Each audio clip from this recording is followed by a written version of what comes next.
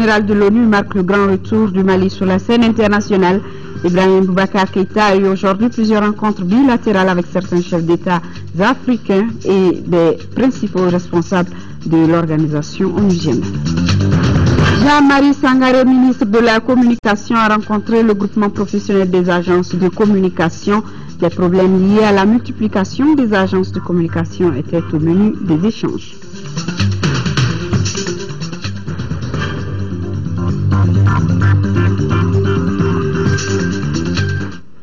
Mesdames, Messieurs, bonsoir et bienvenue dans ce journal. La suite de la visite du président de la République à New York, la présence d'Ibrahim Boubacar Keïta à cette assemblée générale marque le grand retour Mali dans la scène internationale. Le chef de l'État a aujourd'hui plusieurs rencontres bilatérales. Hier, le Mali était la grande attraction lors du déjeuner offert par Ban Ki-moon au chef d'État et de gouvernement. Au cours de ce déjeuner, Ibrahim Boubacar Keïta était sur la même table que le président américain et le secrétaire général de l'ONU, un signe qui témoigne de la volonté de la commune au micro de nos envoyés spéciaux.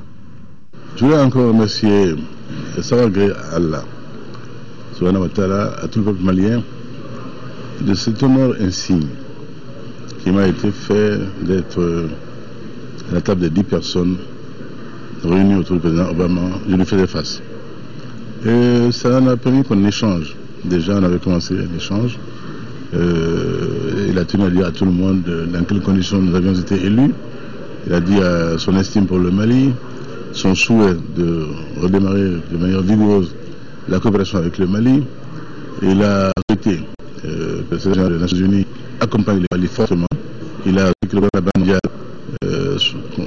lui aussi appuie fortement les demandes maliennes.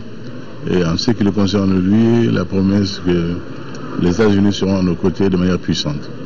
Et qu'également il souhaite que nous rencontrions très prochainement. Ça a été un grand honneur, pas pour le Mali, mais pour l'Afrique. Vous l'avez vu, j'étais le seul à sa table. C'est dire l'intérêt que notre pays suscite aujourd'hui pour avoir eu ce privilège, cet honneur-là.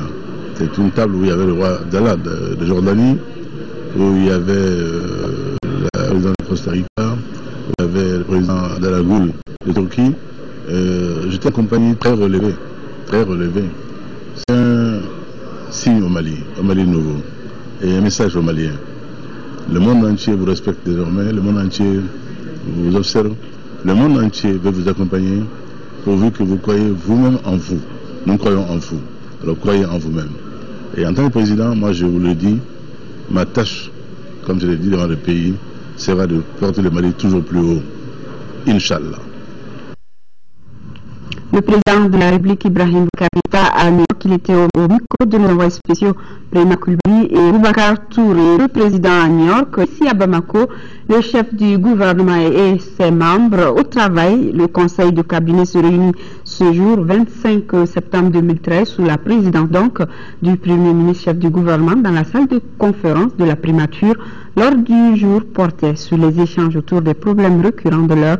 Pour en savoir davantage, avec moi, Ibrahima Djombili. Bonsoir Ibrahima. Bonsoir Receta Ibrahim, mesdames et messieurs, bonsoir. Au titre du ministère de l'économie et des finances, le conseil de cabinet a entendu une communication relative aux données essentielles du marché des produits pétroliers.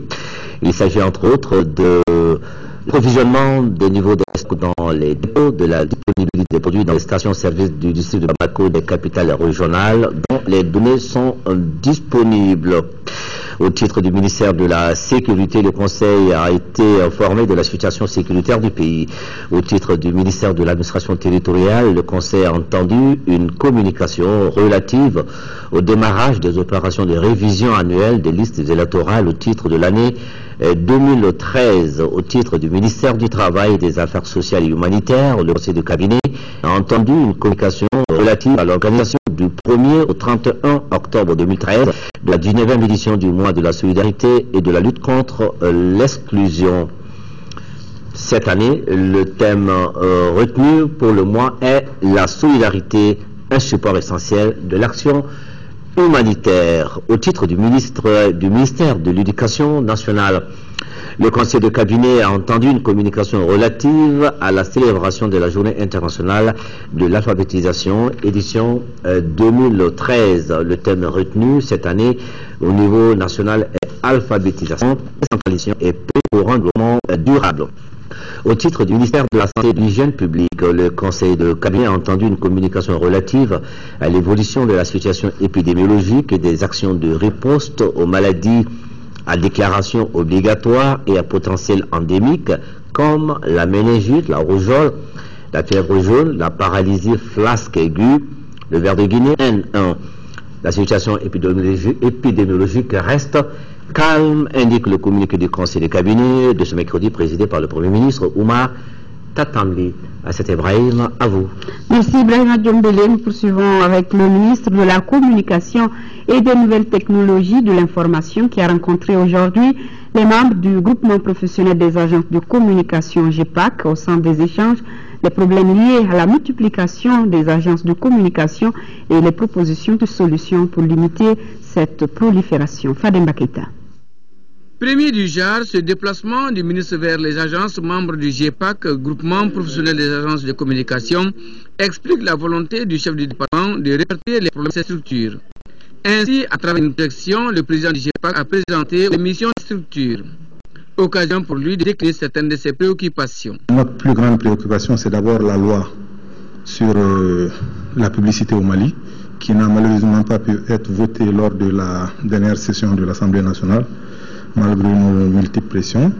Nous avons aussi quelques soucis par rapport à la mise en place de la future haute autorité de l'audiovisuel, qui ne prend pas en compte dans sa composition les membres des agences.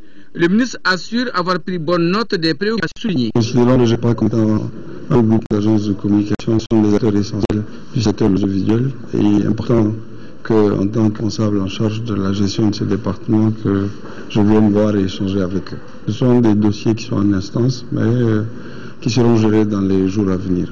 À sa création en 2010, 36 agences de communication étaient membres du GEPAC. À ce jour, on dénombre 52 affiliés. Le groupement professionnel des agences de communication se fixe comme objectif essentiel promouvoir et protéger les intérêts vis-à-vis des pouvoirs publics et des organisations à caractère officiel, privé ou syndical.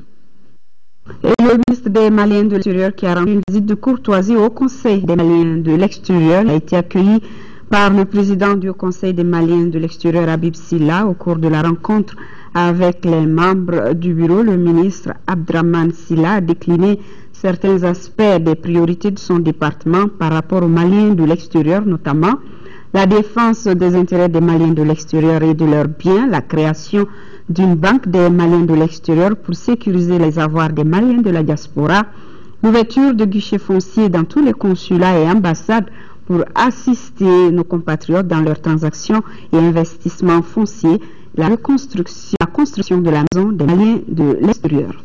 Notre cadre à l'accueil, il est délié d'une vingtaine de membres de l'Observatoire économique et statistique d'Afrique subsaharienne Afristat pour la 28e réunion du comité directeur de l'organisation. Les participants doivent au cours de cette rencontre de 2 jours réfléchir sur les nouvelles orientations de l'organisation, nous signale Abdrahman Mega. L'évaluation du programme d'activité du premier semestre 2013, l'analyse des difficultés rencontrées et l'élaboration des stratégies permettant à l'Observatoire économique et statistique d'Afrique subsaharienne d'être au rendez-vous de 2025. Ce sont entre autres sujets à l'ordre du jour de cette 28e réunion du comité directeur de l'Afristat.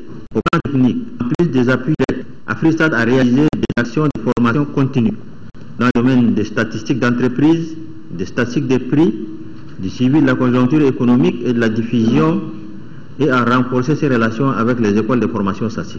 Cette rencontre de Bamako doit également permettre à ces délégués venus d'une vingtaine de pays africains d'élaborer des stratégies pour une mobilisation accrue des ressources financières. Cette équation constitue d'ailleurs l'une des premières difficultés de cette organisation internationale. Le taux de mobilisation des contributeurs est actuellement de 67,7%. Notre mobilisation sur cette question reste insuffisante. Car depuis 1 an, sur les arriérés s'élevant à plus de 2 milliards CFA, moins de 500 millions seulement ont pu être mobilisés. Pour mieux cerner le problème et trouver des solutions rapides, les participants à ces assises de Bamako ont 2 jours pour échanger sur plusieurs thématiques relatives aux préoccupations de l'ère à l'Afristat, à savoir l'exécution du plan d'activité de l'Afrique au 30 juin 2013 et gestion des contributions au fonds Afristat 2006-2015. Depuis hier se tient à notre capitale également un séminaire de perfectionnement sur les procédures nationales de passation des marchés publics. Il est organisé par l'autorité de régulation des marchés publics et des délégations du service public en partenariat avec le bureau du vérificateur général. Objectif, renforcer les capacités des cadres des deux institutions sur le respect des procédures d'attribution des marchés publics, leur exécution et suivi. Fadem Baketa. Imprégner les cadres participants du contenu du nouveau code des procédures des marchés publics et échanger sur la problématique, tel est l'objectif de cette session de perfectionnement. Par notification, nous devons amener les entités vérifiées à respecter les procédures d'exécution des marchés publics et payer par les recommandations que nous formulons que nous remplissons correctement notre mission. Il s'agit pour nous, par notre maîtrise des règles et principes régissant les marchés publics et délégations de services publics, d'influer sur les comportements et les attitudes des gestionnaires et de leurs auxiliaires.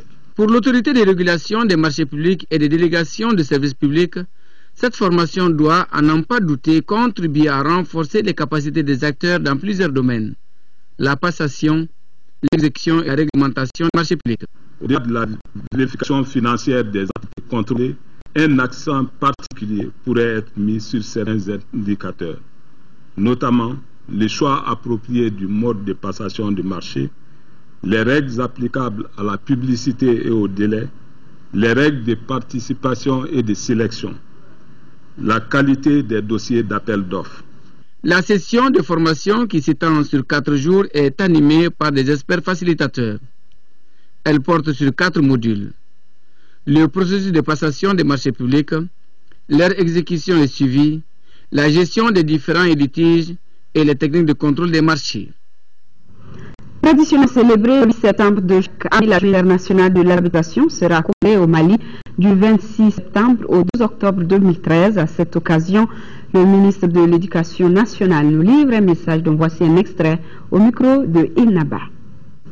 C'est le 8 septembre 1965 que se sont réunis à Téhéran, République islamique d'Iran, les ministres en charge de l'éducation des États membres de l'UNESCO en vue de redéfinir une plateforme de lutte contre l'analphabétisme. Pour marquer cet événement important, le 8 septembre a été réuni par l'UNESCO et toute la communauté internationale, Journée internationale de l'alphabétisation qui est célébrée chaque année dans le monde. Pour l'année 2013, la communauté internationale a retenu comme thème alphabétisation pour le 21e siècle et le Mali a choisi le thème alphabétisation, décentralisation et paix pour un développement durable. Chers compatriotes, la célébration du 8 septembre, c'est au Mali, va s'étendre sur une semaine à la du 20 septembre au 10 octobre 2013. Cet événement a toujours été l'occasion pour les autorités de mener des actions de plaidoyer en faveur de l'alphabétisation des populations à la base et de la promotion des langues nationales. En effet, dans le cadre de la mise en œuvre du programme vigoureux d'alphabétisation, 3482 centres d'alphabétisation fonctionnelle CAF ont été ouverts.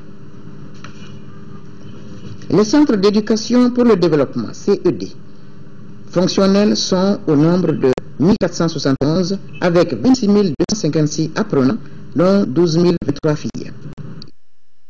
Nous poursuivons avec cet avis du Conseil des collectivités. Son président invite les membres du bureau, les conseillers nationaux présents à Bamako et l'ensemble du personnel de l'institution à la cérémonie nationale de lancement de l'initiative CRI 2002 sur la mobilisation des ressources des collectivités territoriales le jeudi 26 septembre 2013 à 9h dans la salle de réunion de l'institution.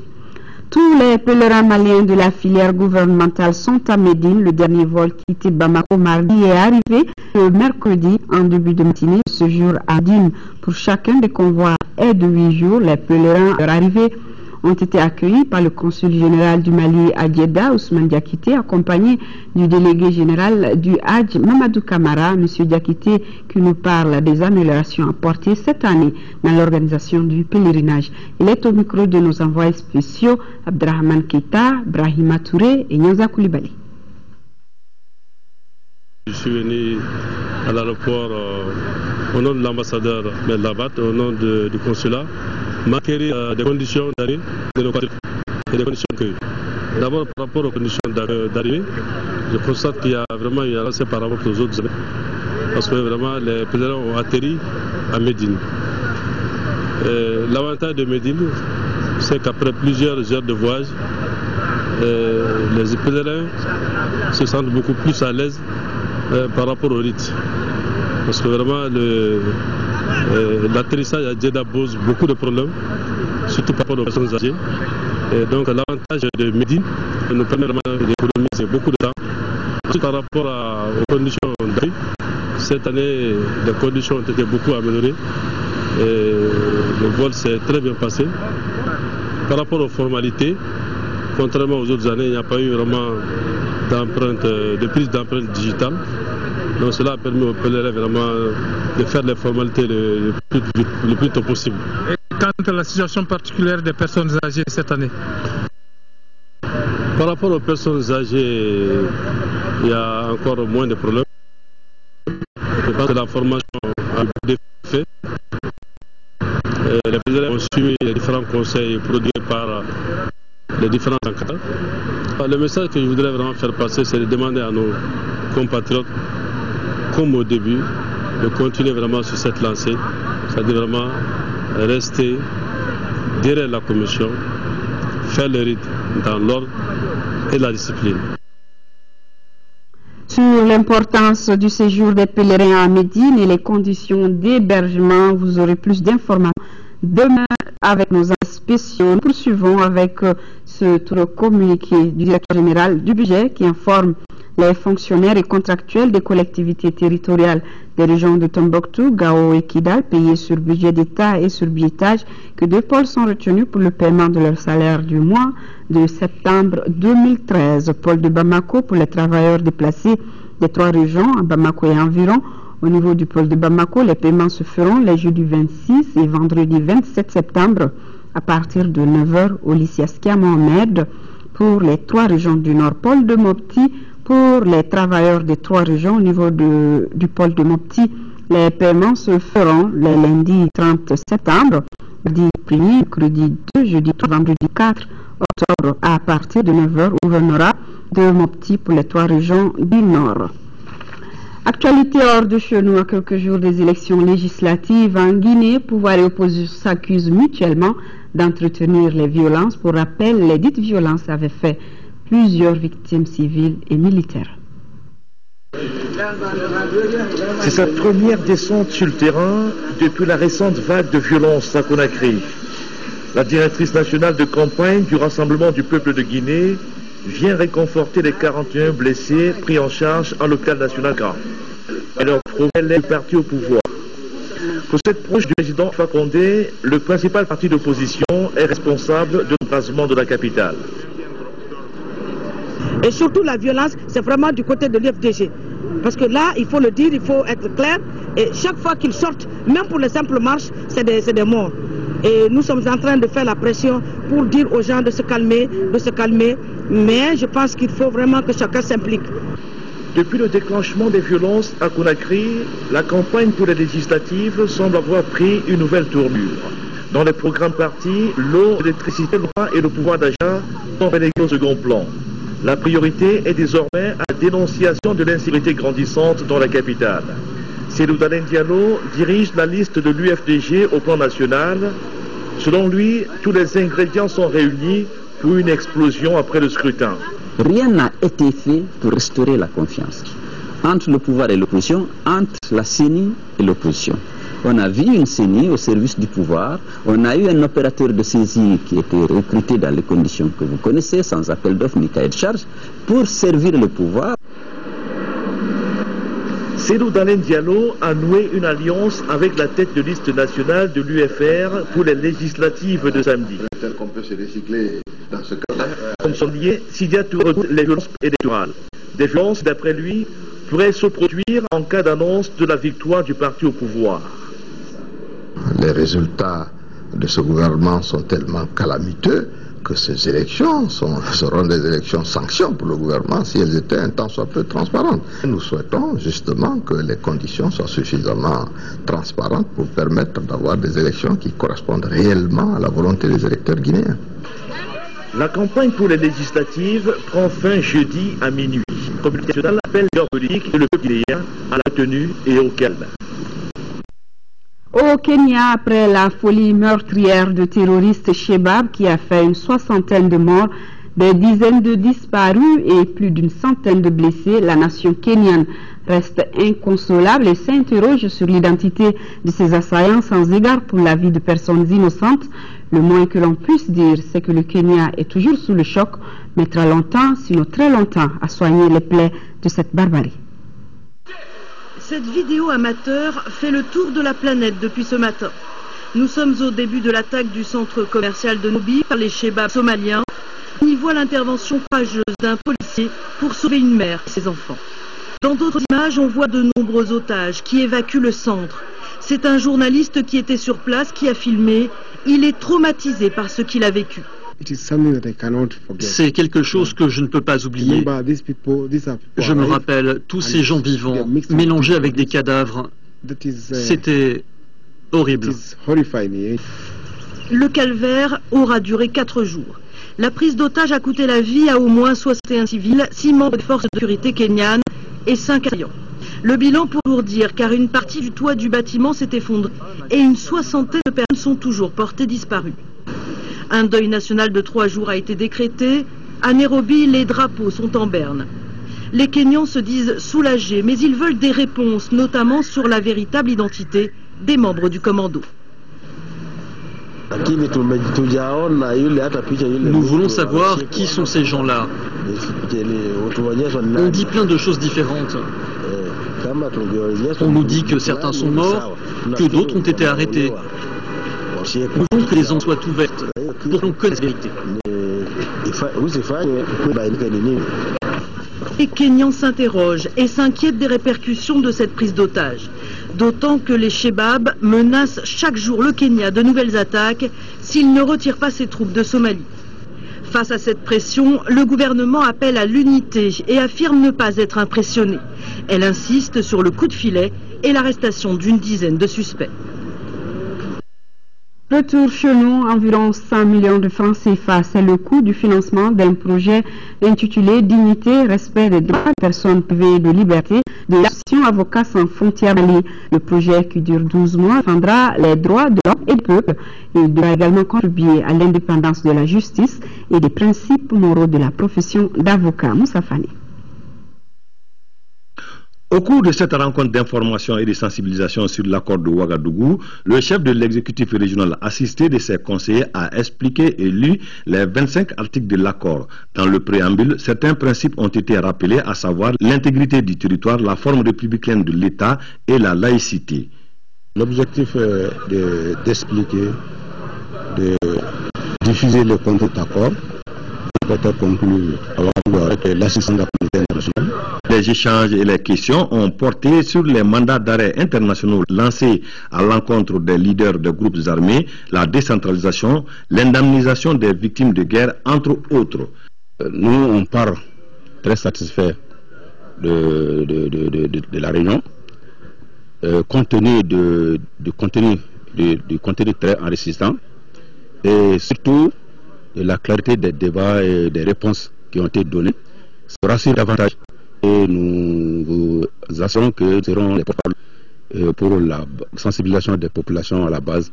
Je pense que c'était des échanges très fructueux. C'est vrai que à travers la presse et autres, les gens ont entendu, lu dans les journaux, mais cet exercice était important pour partager les points de vue des uns et des autres. Ils ont beaucoup salué l'esprit de cette rencontre et se sont engagés aussi à continuer sur le terrain à diffuser les messages D'autres questions non moins importantes ont été abordées, à savoir les élections législatives et la rentrée 2013-2014. Nous étions plutôt à Sikasso où c'est une réunion d'information et de sensibilisation sur l'accord préliminaire pour parler inclusif de paix au Mali. C'était un reportage de Idrissa Goulou Sissoko. Voyons à présent le lancement de ce nouveau projet sur les droits de l'homme de l'association Avocats sans frontières Mali, un projet de 12 mois qui, je vous le disais, défendra les droits de l'homme et des peuples. Il contribuera également à l'indépendance de la justice et des principes moraux de la profession d'avocat. Le compte-rendu de Moussa Fane. La consolidation de l'état de droit ne peut être effective sans une attention particulière à la loi pénale. C'est dans ce souci que l'association Avocats sans frontières Mali vient de lancer les activités de son projet Dignité, respect des droits des personnes privées de liberté. Le projet devra contribuer au respect des droits de l'homme. L'idéal, c'est évidemment d'améliorer à la fois les conditions de la détention et également vérifier qu'il n'y a pas de situation de non-droit dans les prisons. On sait tous que la personne incarcérée a une difficulté d'accès quelquefois à son avocat et peut être dans des situations de non-droit. Ça fait partie des choses qui peuvent arriver. Financé à un coût de 100 millions de francs CFA, le projet devra permettre aux unis des droits. Le projet Dignité et respect des droits des personnes privées de liberté au Mali a pour objectif de contribuer globalement au renforcement du système judiciaire malien, mais aussi et surtout d'accroître particulièrement le respect des règles et garanties minimales dues à la personne privée de liberté au sein du monde carcéral malien. Le Mali, faut-il le rappeler, a ratifié les principaux instruments juridiques internationaux, parmi lesquels la Charte africaine des droits de l'homme et des peuples. L'ensemble des textes nationaux et internationaux doivent être diffusés, connus et confrontés au réel. Le projet de respect des droits des personnes privées de liberté couvre les villes de Kaï, Kati et le district de Bamako. Près de 65 000 tonnes de mangue produites dans le seul district de Bamako pour une valeur d'exportation de plus de 3,5 milliards francs CFA. C'est le bilan de la campagne 2013. Les acteurs de la filière ont échangé d'expérience pour permettre à l'interprofession mangue d'améliorer ses performances techniques et commerciales. Mamoudou Sidibé, compte rendu. Pour une plus grande valorisation de la mangue au Mali, le bilan de la campagne 2013 de la filière a pris en compte plusieurs aspects. Il s'agit des problèmes liés à l'exportation par voie aérienne, par voie maritime, à la commercialisation dans la sous et sur les marchés nationaux. À cela s'ajoutent d'autres comptes comme le vieillissement énergétique, la prédominance de variétés traditionnelles à faible valeur commerciale. C'est intéressant de savoir la quantité de mangue exportée, vendue, transformée et mangée. Bon, j'espère aussi, il serait aussi intéressant aussi de faire aussi un inventaire aussi des mangues qui ont été perdues. Le seul district de Bamako, selon les statistiques, produit près de 65 000 tonnes de mangue chaque année pour une valeur d'exportation de 35 milliards 500. Face aux nombreux facteurs qui mettent à genoux la productivité de la mangue malienne, le programme de compétitivité et de diversification agricole PCDA a des mesures. Le PCDA inscrit dans ses priorités la prise en charge de 3 facteurs critiques de compétitivité, à savoir le matériel végétal, en mettant l'accent sur la multiplication des variétés fortement recommandées par les marchés de l'intérieur comme de l'extérieur.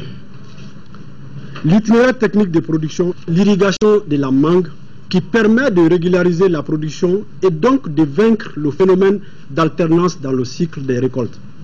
Les participants, tout en connaissant le poids de la filière mangue dans notre économie, ont fait entre autres recommandations. Élaborer un système fiable de collecte, d'analyse et de traitement des données de campagne, mettre au niveau de chaque verger un cahier de collecte d'informations, sensibiliser les acteurs pour la fourniture effective des données. À cette région, le projet d'appui et d'accompagnement des populations déplacées de Mopti vient de procéder à la 3e distribution gratuite de produits alimentaires aux populations déplacées de la région. Plus de 1034 ménages bénéficieront de cette distribution, nous signale Aminata Touré depuis Mopti.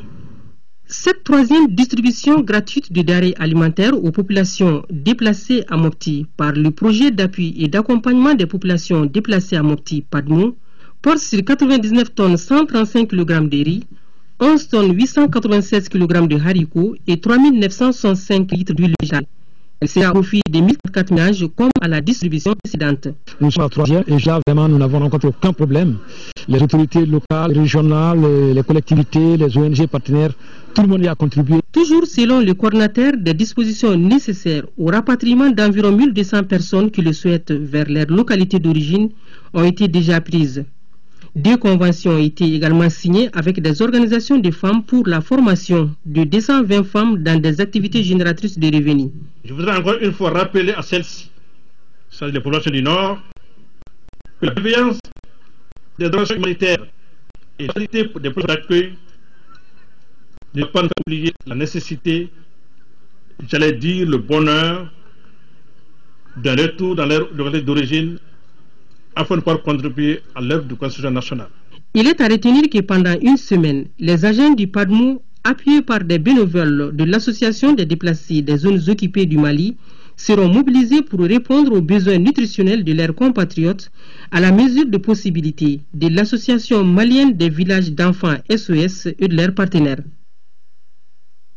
La brigade territoriale de gendarmerie de Kéniéba vient d'arrêter un groupe de 15 malfrats qui s'attendent dans les communes d'Abia et de Sitakli. La bande de Toumani Sissoko, comme on l'appelait, a perpétré des attaques à main armée entre juillet et septembre, tuant 2 personnes. Elle a également enlevé environ 18 millions de francs CFA et des quantités importantes d'or. Le compte rendu depuis Kaï de Mahamadi Alioubari. Les 15 malfrats qui viennent d'être arrêtés par la brigade territoriale de la gendarmerie de Kéniéba ont à l'air actif 4 attaques dont 3 dans la commune de Dabia. Ainsi, Wali Sissoko et un membre de sa famille ont été sérieusement molestés et dépossédés de 3 millions de francs CFA, de plus de 20 grammes d'or et d'un fusil Baïkal. La deuxième attaque s'est déroulée dans le mot de Nyoni, où ce Korka a été la cible d'assaillants qui ont tenté 4,5 millions de francs CFA et 45 grammes d'or. Une femme a été tuée dans cette attaque. Dans la famille de Falay Kamistoko, village de Walia, les malfrats ont enlevé plus de 7 millions de francs CFA. La 4e et dernière attaque a eu lieu à Sakola Bada, dans la commune de Sitakili. Bilan, 1 mort et 2 blessés. 3 millions de francs CFA, 220 grammes d'or, un appareil détecteur de météo et un ordinateur portable ont été emportés par les malfrats. Dans la nuit du 7, après cette dénonciation, avons appréhendé le sieur de Sissou, magistrat de Sonia, et les gens de Kali, centre, premier rang de Libya. Interrogé, il a avoué les faits. La collaboration de la population aura permis à la gendarmerie de réussir ce joli coup de filet.